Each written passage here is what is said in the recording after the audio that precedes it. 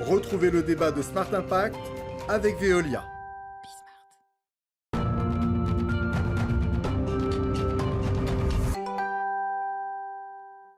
Octobre rose au programme de ce débat de Smart Impact avec mes invités. Isabelle Huette, bonjour, vous êtes directrice générale adjointe de Rose Up, association créée il y a 10 ans. Vous défendez les malades du cancer du sein, notamment les femmes touchées par le cancer. Octobre rose, c'est le cancer du sein. Et puis Benjamin Brunswick, vous êtes directeur de la Fondation La Roche-Posay, responsable international des sujets RSE de la marque qui s'engage depuis 10 ans. C'est quoi la philosophie de l'action de La Roche-Posay en la matière ?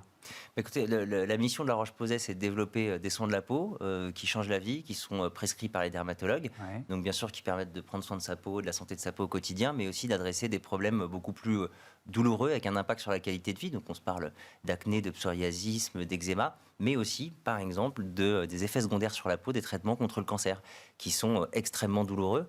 On se parle de radiodermite, de rage, de folliculite, de peau très sèche, de fissures, qui ne sont pas simplement des petits problèmes de confort ou d'esthétique, mais qui rendent le quotidien difficile. Le simple fait de prendre une douche, de mettre un vêtement, de saisir un objet ou de se lever devient très difficile. Et ça peut entraver la capacité des personnes en traitement à bien suivre les traitements. Donc c'est au-delà de la qualité de vie, ici, c'est l'enjeu de faire face au cancer et de guérir. Donc voilà, on a une expertise dans le domaine de la peau et qui vient s'inscrire dans une plus grande expertise dont Isabelle va parler, qui est l'accompagnement des patients et la qualité de vie pendant le cancer. Mais justement, Isabelle Huette, est-ce que cette notion-là de qualité de vie pendant le cancer, notamment des effets secondaires dermatologiques, est-ce que c'était un peu le parent pauvre en la matière ? C'est-à-dire qu'on se dit, c'est pas le plus important c'est de vaincre cette maladie. Vous voyez ce que je veux dire ?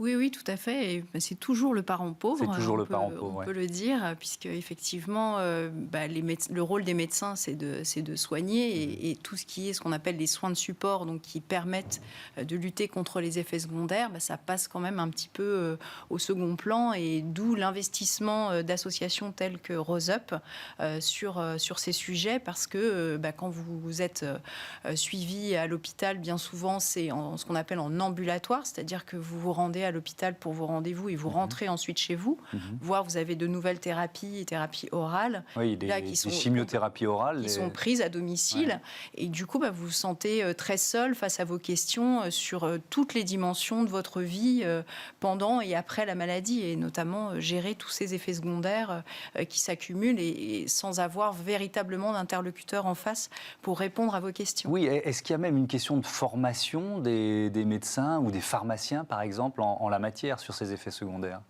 Vous diriez ça ? Bien là, je pense que c'est plutôt Benjamin qui peut répondre à la question. Vous, comme patient, comme représentant de patiente, est-ce que tout à de fait, temps en temps, vous vous êtes dit, mais... J'ai en face de moi un professionnel de la santé qui n'a pas forcément les réponses. Mais je ne pense pas que ce soit tant qu'ils n'aient pas forcément les réponses, c'est qu'ils n'ont pas matériellement le temps de répondre à toutes les questions, puisque en temps de consultation, c'est extrêmement restreint.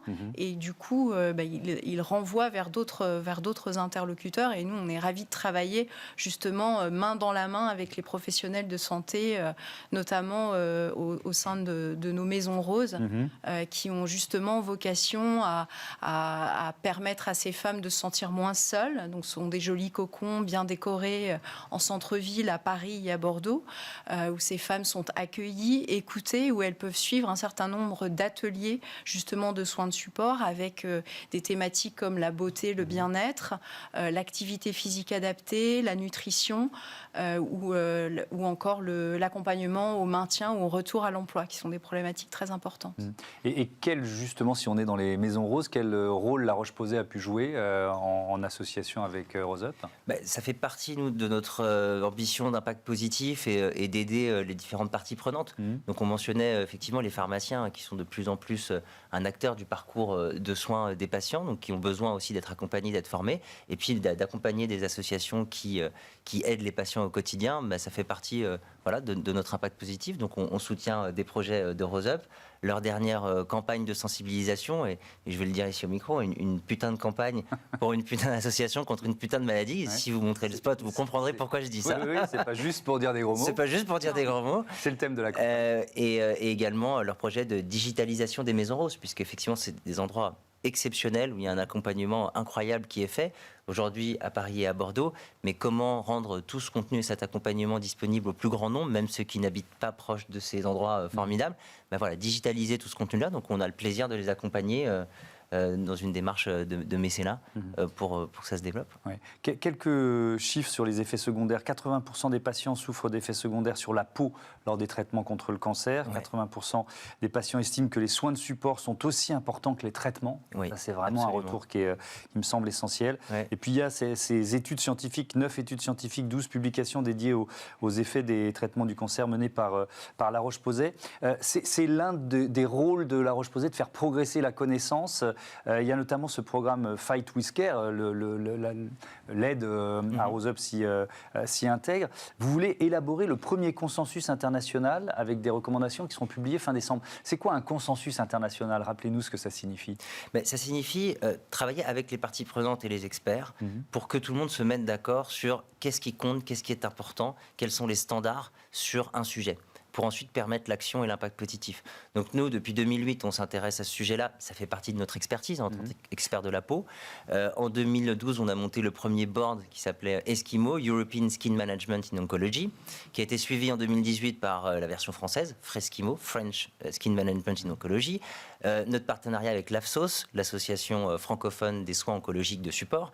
Et là, cette année, on continue cette démarche de rassembler les experts avec le partenariat avec la MASC, qui est la Multinational Association of Supportive Care in Cancer, je l'ai dit, qui est une société savante qui réunit des chercheurs, des médecins, des pharmaciens de plus de 70 pays pour arriver au moins à une vision claire de ce sujet-là et puis continuer à faire progresser aussi la connaissance pour continuer à faire progresser les soins, les traitements et toujours mieux accompagner les patients. Je crois que c'est l'objectif final, bien sûr. Évidemment. On parlait de la formation des médecins et des pharmaciens, et vous avez répondu en citant l'exemple des 2 maisons roses que vous avez créées, sur l'importance de l'accueil, d'avoir un lieu, un cocon. C'est un peu l'idée aussi que vous testez dans 6 pharmacies en France, je crois, il y en a 3 à Paris, 3 en province. Ce sont quoi, des cabinets de confidentialité, je ne sais plus comment vous les avez appelés, c'est ça? Tout à fait, des cabinets de confidentialité. Ouais. Depuis le 1er janvier, c'est aussi encadré par la loi, le pharmacien est amené à mener des entretiens d'accompagnement des patients qui sont pris en charge par la sécurité sociale. Et c'est vrai que les pharmaciens, pour le coup, n'ont pas forcément été formés à tout ça. Donc nous, La Roche-Posay, au-delà de nos produits, on accompagne les pharmaciens. Donc on a développé des modules de formation avec l'AFSOS, donc qui sont disponibles sur le site de l'AFSOS, donc à la fois sur les différents types de cancers, les différents types de traitements, les différents types d'effets secondaires et comment bien mener un entretien. Et on va jusqu'au bout en les accompagnant. Comment créer un espace de confidentialité dans sa pharmacie, avec quel mobilier, quel type de produit on doit retrouver, encore une fois, au-delà du soin de la peau. Donc, bien sûr, on fait partie de la solution, mais il y a aussi les accessoires, comme les perruques, les soins pour la bouche, les soins dentaires, la nutrition, qui est un immense sujet. Donc, c'est une approche holistique de l'accompagnement du patient, et les cabines de confidentialité font partie de ça. L'objectif, on espère, d'ici la fin de l'année prochaine, c'est d'avoir mis en place 500 cabines de confidentialité en France. D'avoir pu accompagner... Il faut avoir la place. Il faut avoir la place. Donc, ça ne s'adresse pas à chacune des 22 000 officines de France, mais en tout cas, il y a des pharmaciens qui sont de plus en plus conscients du rôle qu'ils ont à jouer, de l'accompagnement qu'ils peuvent apporter, et que ça demande une mise à niveau parfois de connaissances et aussi des espaces pour pouvoir accueillir correctement ces personnes qui sont en traitement contre le cancer. Isabelle Huette, si vous faites un bilan, on est à la fin de ce mois d'octobre, rose, il sert à ce qu'on est en train de faire, c'est-à-dire communiquer, faire passer des messages. Quel bilan vous en faites de cet octobre rose 2021, qui était peut-être un peu particulier parce qu'il y a eu les confinements et la pandémie Covid juste avant? Écoutez, le mois d'octobre, c'est fantastique, puisque chaque année, ça permet de mettre un coup de projecteur sur les problématiques du cancer du sein et de façon plus générale du cancer de la femme, qui est notre sujet chez Rose Up, puisque nous informons, nous accompagnons, nous défendons les droits des femmes touchées par tout type de cancer. Mais ce qu'il est important de dire, c'est que le cancer, c'est toute l'année, en fait, et que c'est vraiment un ensemble de de sujets qu'il convient à adresser, et notamment cette question des soins de support qui est un véritable chaînon manquant dans la prise en charge. Et surtout, ce qui est important de dire, c'est qu'aujourd'hui, les personnes touchées par le cancer ont vraiment envie d'être partie prenante de leur parcours et de leur guérison. Et donc, c'est particulièrement important de leur donner des outils pour leur permettre justement de reprendre en quelque sorte un petit peu le contrôle sur leur vie. Et nous, c'est ce qu'on essaye de faire tant à travers notre magazine, Rose Magazine, je vous ai apporté ici, qui est un magazine féminin distribué gratuitement aux femmes dans tous les centres et services de cancérologie, et y compris aussi auprès des pharmaciens, nos maisons roses, et également tout l'accompagnement qu'on développe en ligne, à distance, notamment grâce au soutien de la Fondation de La Roche-Posay.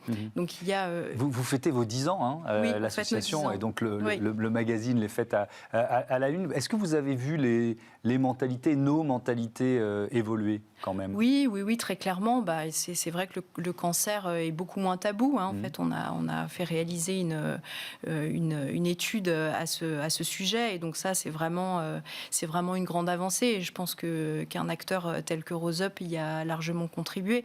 Ne serait-ce que quand vous voyez les couvertures, ce sont des femmes touchées par le cancer qui posent en couverture. Et au tout début, c'était la croix et la bannière pour trouver des femmes qui acceptent de poser en couverture. Et vous voyez, cette année, ce numéro, c'est une femme enceinte, puisqu'aujourd'hui, on arrive à aider ces femmes qui sont diagnostiquées pendant leur grossesse à mener cette grossesse à terme. Donc, c'est une vraie victoire. Et donc, on a quand même une femme qui a accepté de poser en couverture. Donc, c'est vraiment une grande avancée. Benjamin Brunswick, pour terminer, les produits qui sont proposés, qui sont utilisés, ils existaient déjà, ils ont été adaptés, créés aussi en fonction des retours des malades du cancer? Alors, certains existaient déjà, d'autres ont été créés, et en tout cas, on s'est assuré tout au long de ces 10 dernières années qu'ils étaient adaptés et qu'ils étaient suffisamment à la fois efficaces et tolérants pour la peau très fragilisée pendant les chimiothérapies et les radiothérapies. Et on continue de progresser et de faire avancer la connaissance. Et vous parliez tout à l'heure de Fight with Care, donc c'est vrai que c'est un programme mondial qu'on vient de lancer où il y a plusieurs volets. Il y a sensibiliser le plus grand nombre au sujet pour qu'il n'y ait plus aucun patient qui dise « si seulement j'avais su », parce que c'est quand même beaucoup ce qu'on voit. Il y a un volet d'éducation, donc éduquer les professionnels de santé, mais aussi le grand public. Et quand on dit le grand public, c'est important, c'est pas simplement les personnes en traitement, mais c'est aussi l'entourage. Parce que souvent, quand on a un proche, on ne sait pas comment on peut être utile, et les soins de support, ça permet d'apporter une aide. Et puis il y a tout le volet philanthropique de soutien aux patients dans le besoin. Et donc voilà, on a la chance de pouvoir travailler avec Rose Up en France, avec American Cancer Society aux États-Unis, avec Macmillan Cancer Support au UK, pour en citer que quelques-uns. Mais voilà, pour quelques mots au sujet de Fight with Care. Merci beaucoup. Merci à tous les deux d'avoir participé à ce Smart Impact. Une start-up à l'honneur comme tous les jours. Maintenant, c'est Smart Ideas. On reste dans le domaine de la santé, mais la santé dentaire.